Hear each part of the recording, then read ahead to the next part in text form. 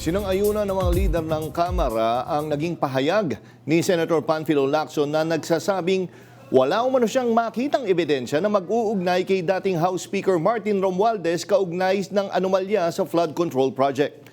Yan ang umarangkadang balita ni Willie Delgado Jr.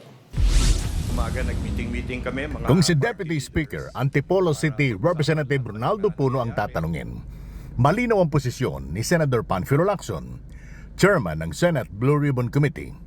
May punto ang senador na kung walang ebidensya na magdidiin sa dating leader ng Kamara, talagang hindi uusad ang kaso laban kay dating House Speaker at Leyte Representative Martin Romualdez.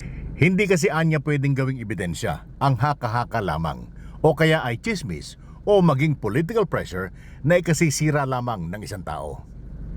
Sang-ayon din si Puno sa sinabi ni Lacson.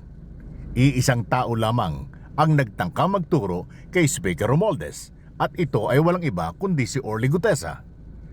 Si Gutesa naman aniya, matapos magturo ng kung sino-sino, ay hindi na sumipot at nagpakita upang panumpaan ang kanyang aligasyon. Umaayon din si Puno sa mariing pagtanggi ni Senator Lacson na may pressure mula sa Malacanang para pigilan ang investigasyon. Sabi ni Puno, wala sa kwalifikasyon ni Lacson ang mataluwag sa anumang uri ng impluensya.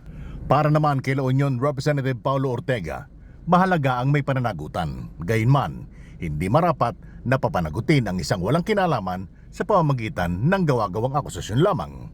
Para naman kay Lanao del Sur Representative Zia Alonto Adyong, pinatutunayan lamang ni Lacson na gumagabay siya sa basic standard ng due process. Kung walang malinaw na ebidensya at hindi kayang panumpaan ng bintang, dapat lang itong mabasura. Ako si Willie Delgado Jr. ng PRTV News, nagseserbisyo para sa Pilipino.